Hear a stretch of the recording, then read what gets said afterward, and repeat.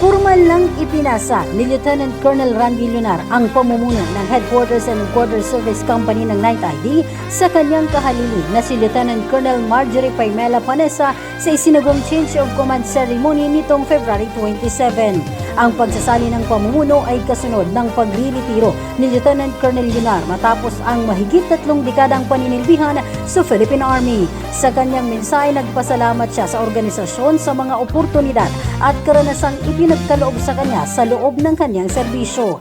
Noong mga panahon, isa lang naman yung hiniling ko sa kanya na after my college years, bigyan niya ako ng magandang trabaho, and yet ito pala yung nag-iintay na ipinagkaloob niya sa akin na maging isang parte ng ating AFP institution na hindi ko nga akalain. Nag-start ako from rose of the rank, from enlisted to officer. So with all my dreams na in-expect ko, hanggang dun lang yung aking career na dream ko na maging isang sergeant major, but then it's so blessed na more than that yung ipinagkaloob ng Panginoon at inabot ko itong yung posisyon na ito bilang isang officer.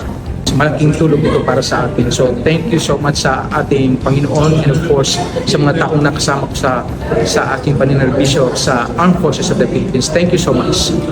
Samantala, tiniyak naman ni Lieutenant Colonel Panessa ang pagpapatuloy ng mahusay na pamumuno sa unit sa pamamagitan ng paglilingkod ng may integridad, disiplina at profesionalismo upang higit pang mapalakas ang suporta sa misyon ng dibisyon.